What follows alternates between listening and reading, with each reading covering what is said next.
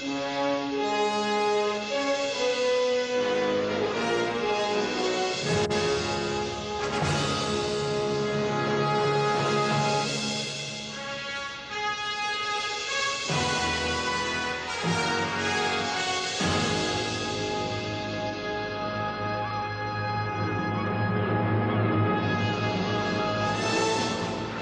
evening, I'm David Copperfield. Tonight I'm going to try the most difficult and dangerous challenge of my career. We're on Alcatraz Island, a fortress of stone and steel that has been called the only escape-proof prison in the world. Of all the men who've tried to escape, at least a dozen have died or disappeared in the freezing shark-infested waters. Tonight, I'm going to put myself to the test as I attempt to escape from Alcatraz.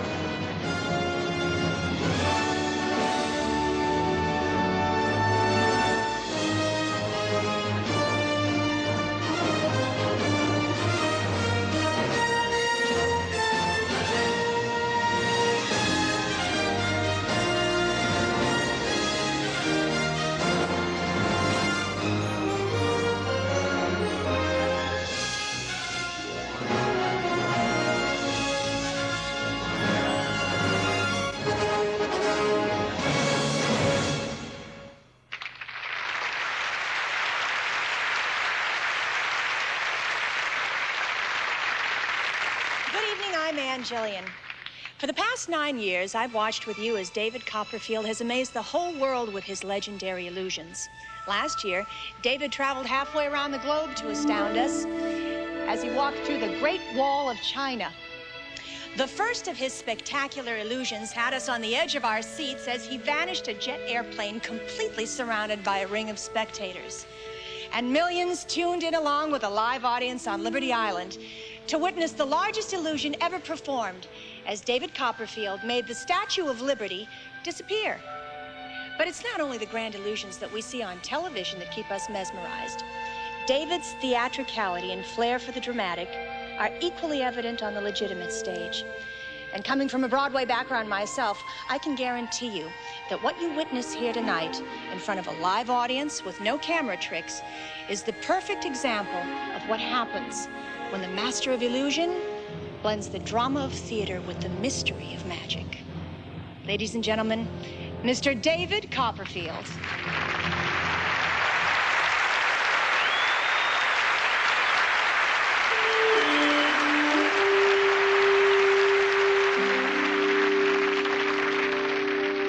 The Table of Death. 1,300 pounds of steel and spikes connected to a single rope. In a few moments, I'll be here, chained and handcuffed to the table below the spikes. The only thing holding up those spikes is this rope. But this rope is going to be set on fire. It takes 90 seconds for the rope to burn through. I'll have 90 seconds to make my escape before this.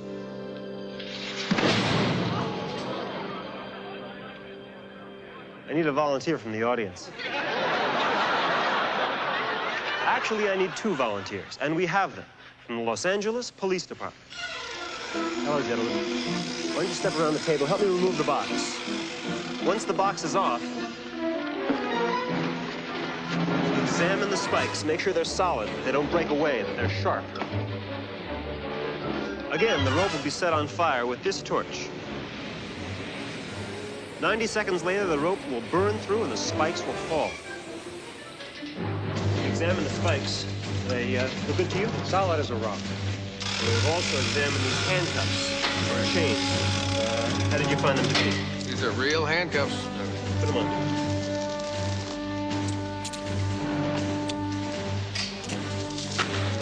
David is being locked in regulation police handcuffs and leg shackles. Locks have been sealed with wax to prevent them from being opened even by a key. Is everything secure? Secure. Thank you both very much. You're welcome.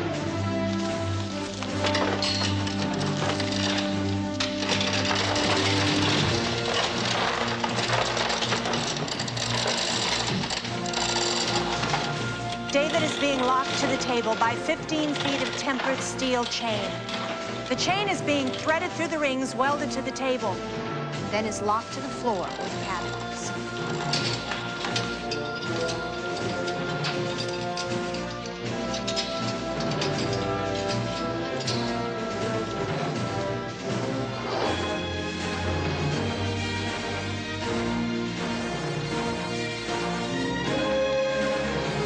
Shackles are secure.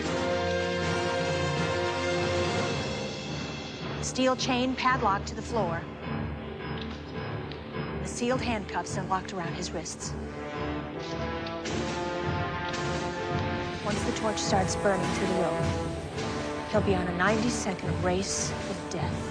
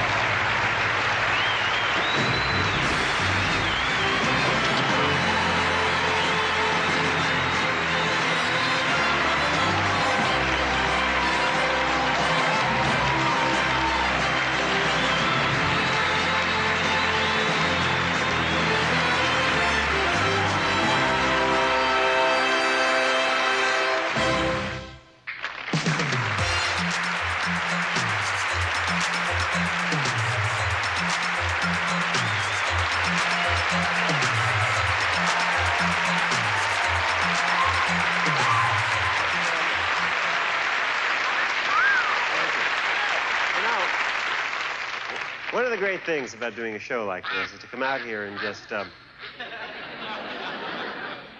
Webster. This is my pet duck, Webster. Come here, Web. He's jogging. He flies. Look at that head action. He flies backwards. We found that Webster here... Stop that. We found that Webster here has a brand new talent that we never knew about. We found that Webster is a death-defying duck.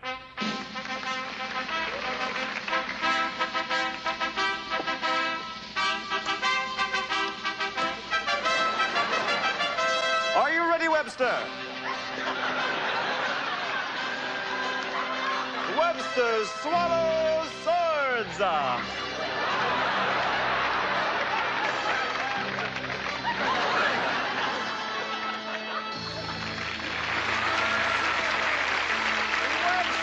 Eats razor blades. Webster wrestles alligators.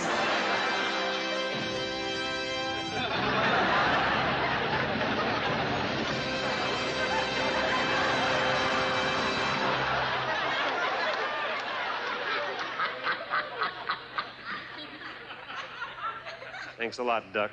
I see. We're going to have to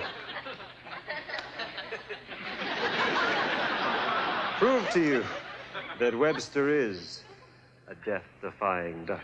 Webster will be blasted out of this cannon, through this ring of paper, into this empty cage of brass. He will do this without a net. He might do it with Frankie Avalon, but he won't do it with a net. You're very kind. Get in, Webb.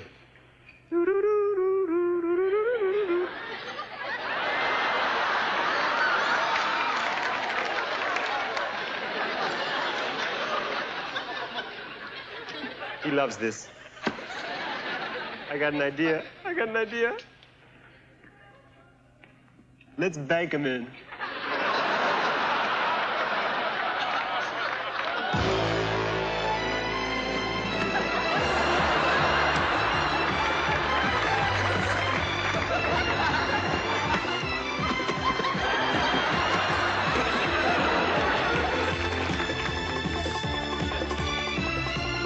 Empty.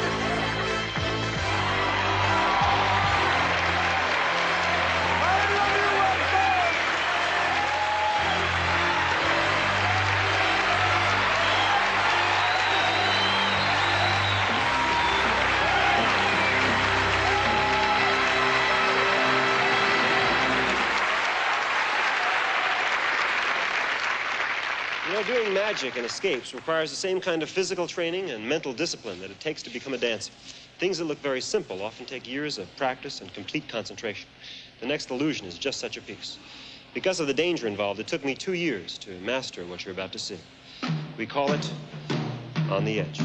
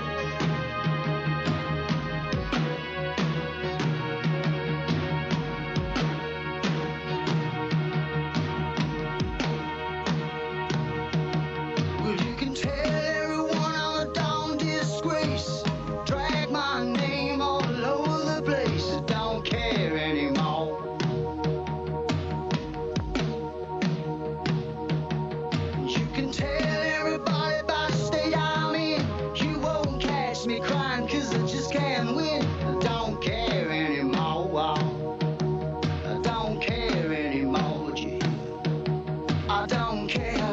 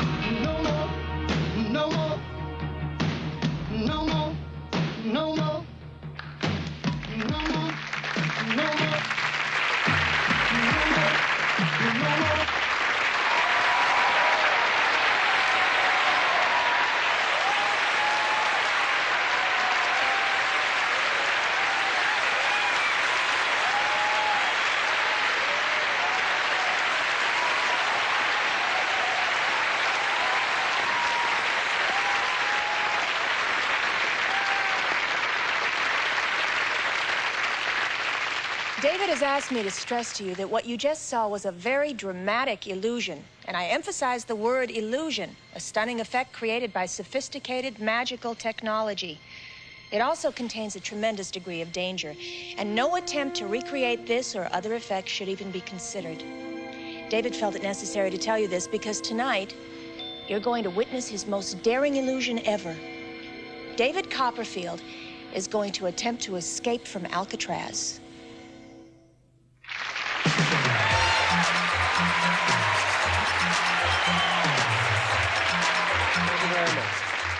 I need to find a lady from the audience tonight, and I'm going to do that by throwing this rose 3 times.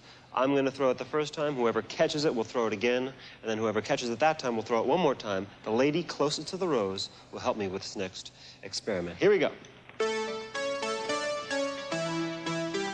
Good. Give it a throw. Go for distance.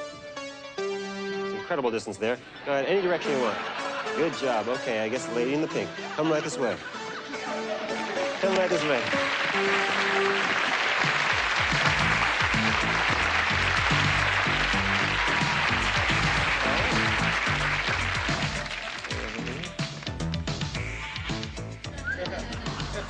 Give her a big hand as she comes up here. Hello. What is your name? My name's Rachel. Rachel, have we ever met before? No, we haven't. You sure?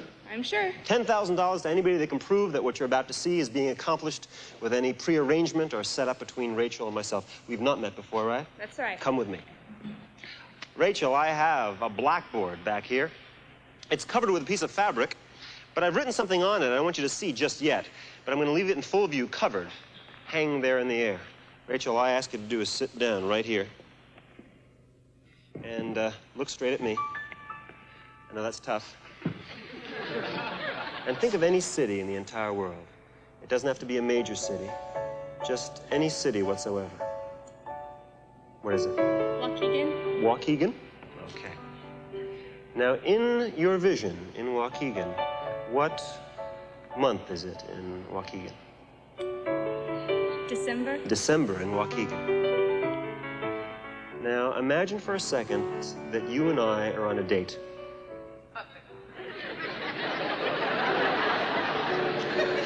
In Waukegan in December. What is our activity? What are we doing? Actually, what are you wearing first? Fur coat. The fur coat? That's it? What else? Boots. And Boots? What color boots? black. Black boots. Okay, a fur coat and black boots. We'll leave it just there. And on our date, what is our activity? What are we doing? Keep it clean. We're taking a walk along the lake. We're taking a walk along the lake. Okay. And what's the name of the lake? Michigan. Lake Michigan? In Waukegan. That makes sense. And at the end of our date, we kiss goodnight. What is the address where we kiss goodnight? What are the numbers? 95. 95. Name of the street. Jackson. 95 Jackson Street. Give me your hand. Now, Rachel, we have not met before, right? That's right. And we haven't set this up. And in fact, no one spoke to you before the show to set this up, right? In fact, you were selected by a rose, which was thrown around the audience. It could have landed anywhere. It landed right by you. You're probably thinking that you came up with what you thought of over there, independent from me, that I had nothing to do with it, right? Right. Well, the fact of the matter is I did have something to do with it. Before the show, I also had a vision of my own. I wrote it down on this blackboard, and I've been attempting to send that image to you. You believe me? Oh, yeah? Would you like me to prove it to you? Mm-hmm. Okay, come over here.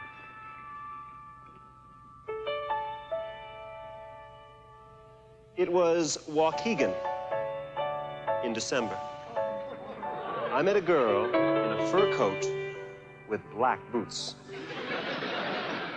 We were taking a walk along Lake Michigan, and we kissed goodnight at 95 Jackson Street.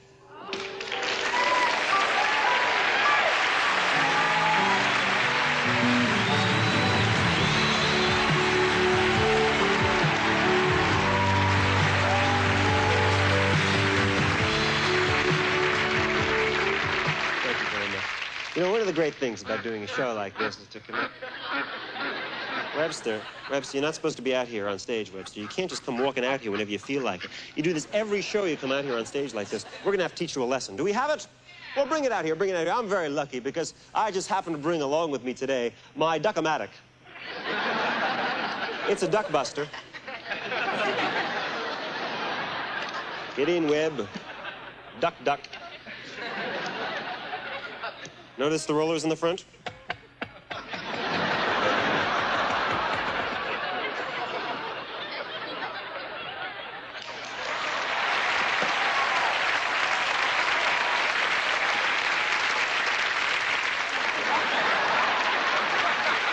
Parts is parts. Time to go on a kid hunt.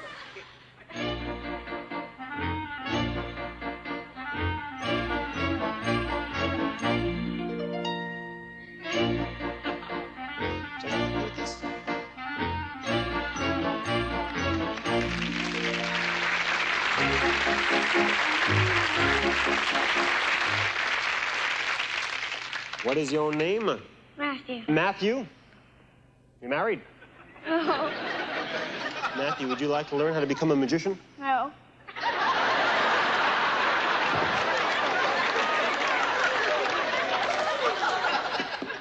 Perfect, Matt, perfect. Come with me, Matt. Stand right here, because we're going to dress you up like one anyway.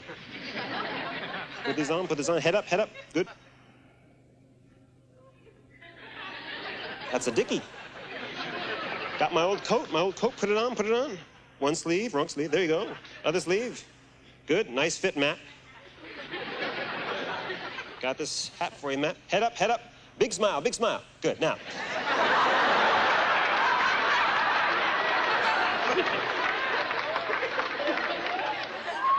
That's, good, now. Matt, if you want to learn how to be a magician, you got to think about a lot of things. It's not just tricks, Matt. It's show business. Show business. Look out there. Think. Bright lights. A little brighter, Matt. Good. Think. Music. You got soul, Matt. Now think of the two things you'd like to have around you more than anything else in the whole wide world.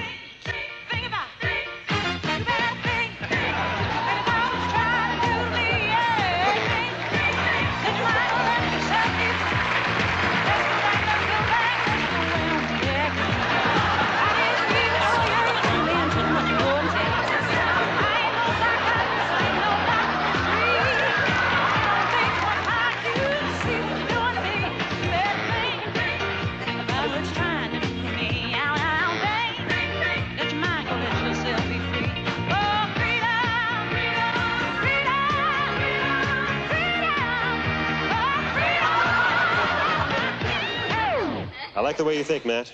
Hey, Matt, you like show business, don't you? Yeah. Yeah. Now it's time to move into the illusions, Matt. This is an illusion, Matt. This is the box. When I was your age, this is the box I used to produce little girlfriends for myself in. And it's absolutely positively empty. Check it out, Matt, check it out. Get back over there, Matt.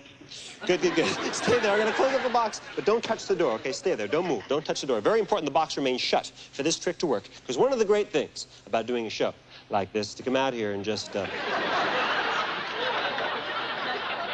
maybe you didn't understand. Don't touch the box, okay? Stay there. Don't move. Don't touch the box. Very important the box remains shut. You know, stay there. Don't move. Stay there. Don't touch the box. Very important the box remains shut for this trick to work. Because one of the great things about doing a show like this is to come out here and just... Wipe that smile off your face, Matt. Matt, I'll tell you what, Matt. Here, give me your hands. I want you to put a hand here. Put a hand right here. Good. Put another hand right here. Good. Freeze. Very important the box remains shut for this trick to work. Because one of the great things about doing a show like this is to come out here and just... He broke my box. Matt, you broke my box. I'll tell you what, Matt, I got an idea. Why don't you step inside the box? Go ahead, step inside the box. Go ahead, see if you can fix it.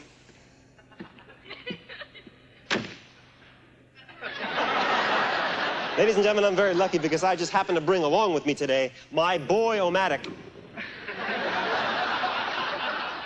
It's a kid buster.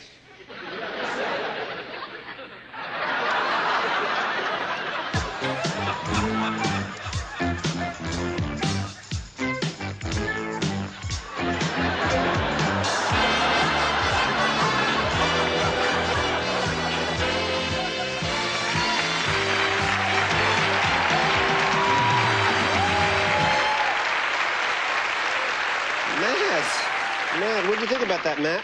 Well, Mr. Copperfield, I think you're the greatest magician I've ever seen in my life. Thanks, Matt. Matt. Where's Matt's mom? Now, who in the audience would like to see Matt and Webster restored to their three-dimensional selves? Now, who in the audience would like to see Matt and Webster remain flat as a pancake for the rest of their lives? Why was Matt's mom applauding?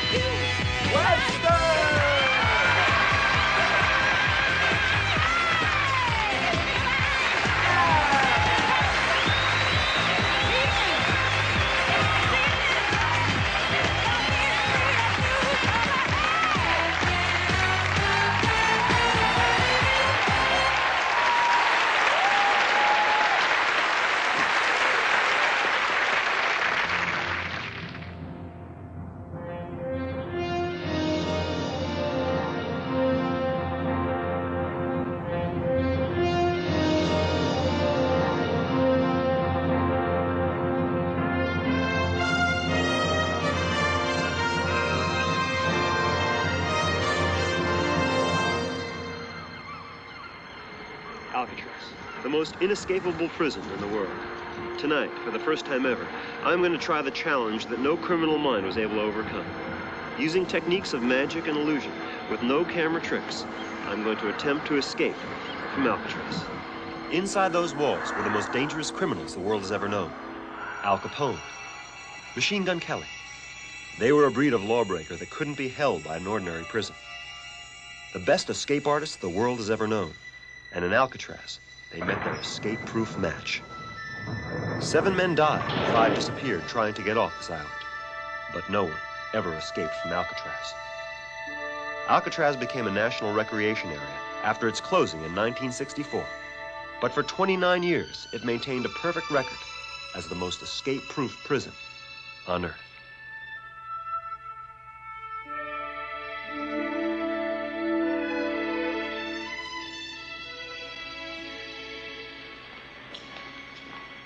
I've invited a committee of former Alcatraz correctional officers to join me here tonight, in addition to officers currently employed at other prisons around the country. Their job is to inspect the prison and to verify that the bars, the cells, the prison itself is still as escape-proof as it ever was. This is Frank Heaney, a correctional officer here from 1948 to 1951. He guarded over the likes of Machine Gun Kelly and Robert Stroud, the Birdman of Alcatraz. Frank, who stayed in that particular cell? Alvin Creepy Carpets, Public Enemy #1. Who caught him? J. Edgar Hoover, former director of the FBI. He caught him himself? Yes, he did, personally. Now, how is that cell constructed? What is it made of? Well, the walls are made out of 8-inch concrete. The dimensions are 5 by 7 by 9.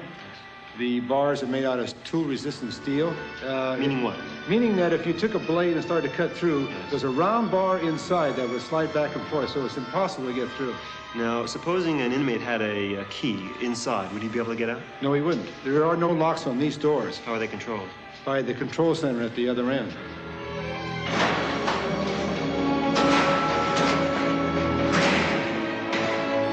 Closed, I see. What are they doing now? They're putting a bar around the cell doors. Yes, they're putting up a steel bar to make sure that the doors cannot slide open. So even if you pulled the lever there, what would happen to the door? The door would jam, and it would even be tighter than it is right now. It'd be impossible to get through. The correctional officers will follow me with these remote-controlled cameras. They've been placed along my only possible path to freedom. There are cameras mounted in the hallways, the cutoff areas, and even behind me in this cell. The officers will be watching from these monitors outside the prison. We've also invited a live audience to join the officers outside the prison to witness my attempt to escape. In addition, there's a handheld camera and a helicopter prepared to do an aerial search of the island. If I'm able to escape from the prison itself, this camera will go up in the helicopter and try to trap me from above. To make it a little tougher, they've also brought their dogs. These two attack Dobermans. They have been trained to my scent and will have a free run of the island. My final goal is to get past the officers and dogs outside and completely off the island. Now, to give me a little extra motivation, I've asked the Department of the Interior for permission to place timed explosives throughout the prison. They agreed with a few conditions. One being that the UC Berkeley Police Bomb Squad set the explosives so that there would be no structural damage to the prison itself. This is Leroy Pereira of the Police Bomb Squad. Sir, what did you bring with you? Dave, as you know, we brought a large quantity of high explosive attached to blasting caps and timers. Well, what are they capable of doing? Well, we have set up a demonstration in another part of the prison.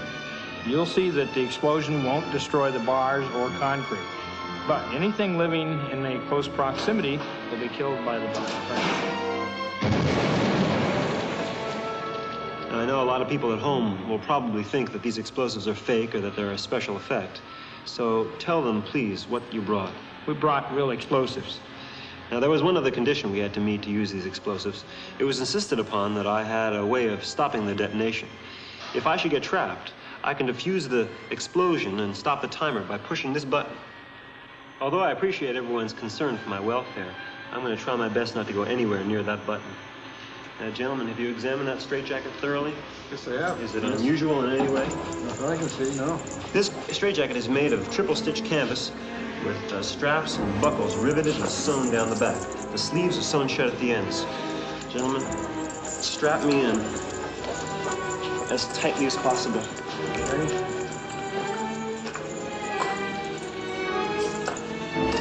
Yes, that's tight. Now, while they do that, I'm going to review what I have to accomplish here tonight. First, free myself from the straitjacket and escape from the cell before the explosives go off in 3 minutes. Then I'll go to the locked cutoff area with the second explosive set to go off at 6 minutes. From there, I'll have to make my way through a storage room with the third timed explosive set to detonate in 7 minutes. If I get that far, I'll need to go through the door, past the correctional officers and dogs outside, and escape completely off the island. Gentlemen, are the straps as tight as possible? Yes, yes, they are. Let me show. Now, you've examined the prison. Did you find any way that I can escape from Alcatraz? Absolutely impossible, David. For those of you at home, if it makes you feel comfortable to think that my attempt to escape from Alcatraz is just a TV movie, or that the explosives that the bomb squad brought are just special effects, that's fine. But the guards and the audience outside will attest to the fact that these bars are real. This straitjacket is real. And the explosives that the bomb squad brought are very real and very dangerous. All of my escapes will be accomplished without the aid of video trickery. Many men have risked their lives attempting to escape from Alcatraz. Tonight, it's my turn.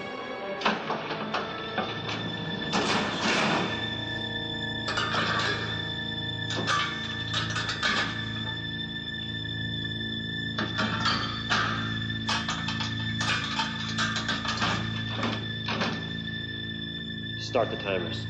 3 minutes to first detonation.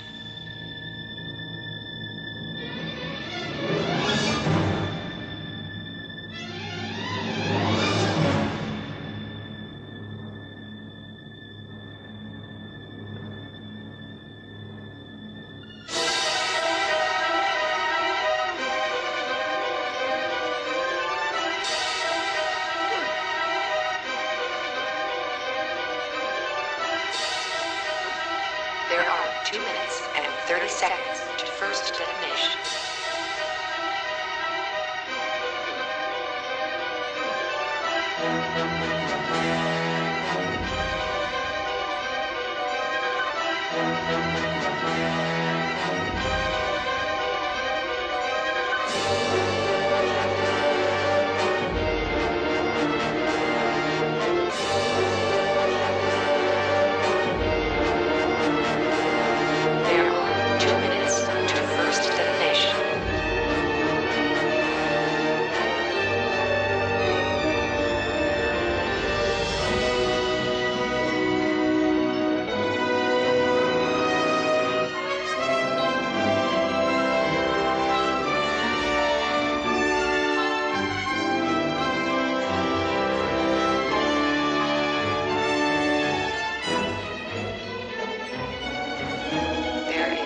1 minute and 30 seconds to first detonation.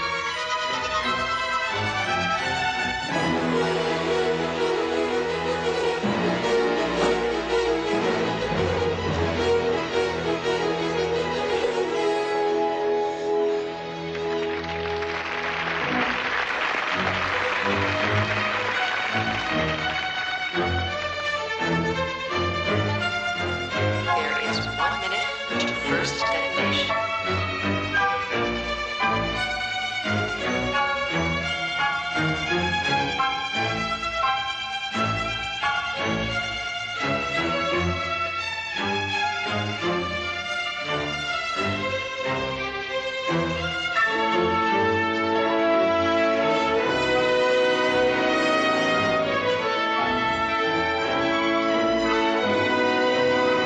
There are 30 seconds to first detonation.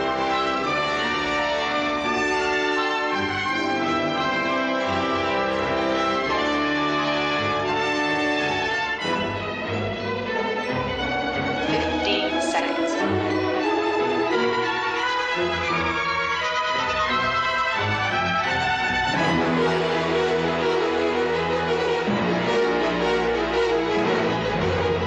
Detonation.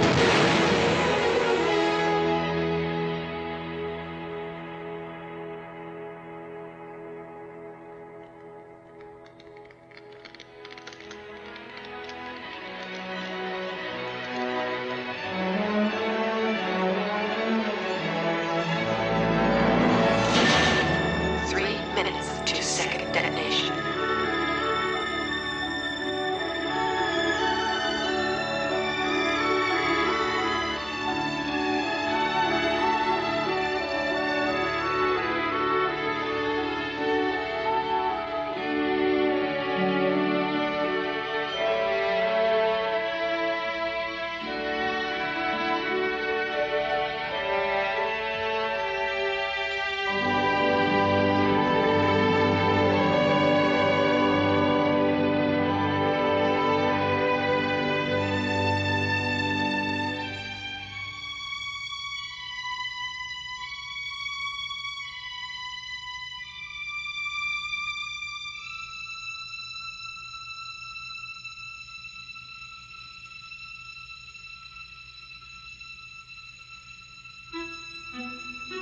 Two minutes to second detonation.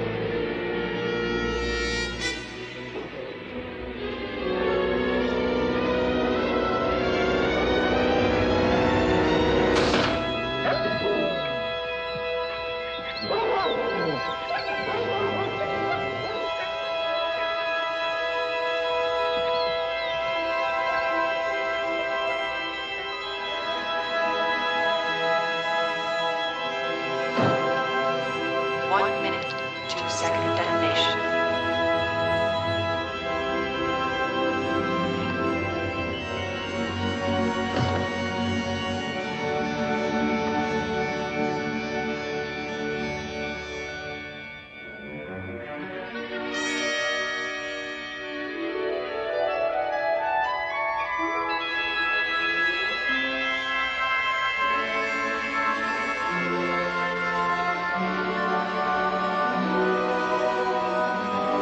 Seconds to second detonation.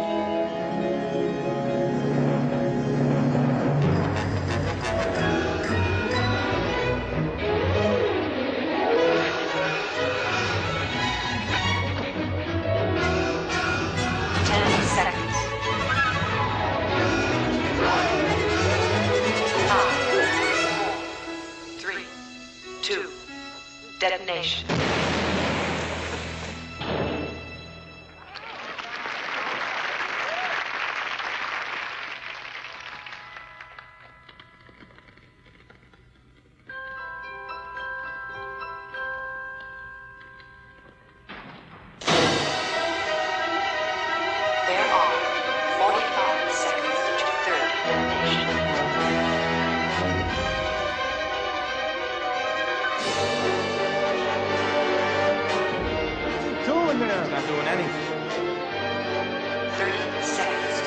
He's just standing there next to the bomb. Let's get him out. Let's go. Let's go. 20 seconds to third detonation. 15 seconds to third detonation. Stay back. Everybody stay back. David, third 10 seconds to third detonation. Get the door open. Get the door open. Get in there and turn off the bomb now. 3, 2, explosive disarmed. Should we go in there and grab him? Just keep the camera on. Keep the camera on him. He's not going anywhere.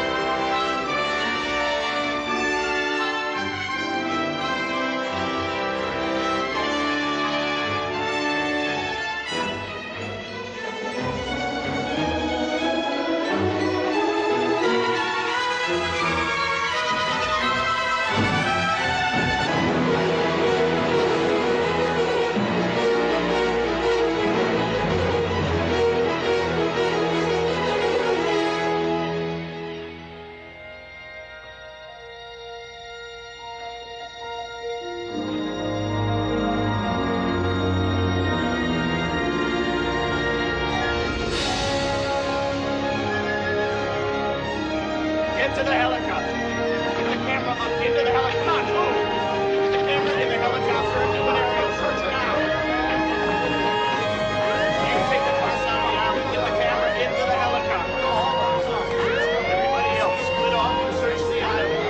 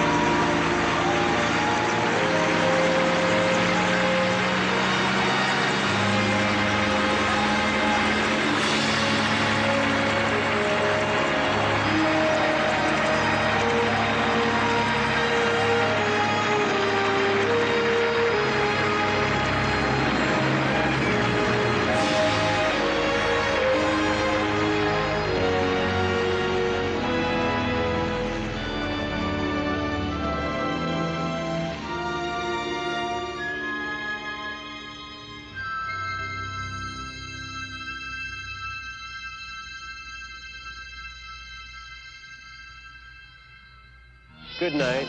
See you next year.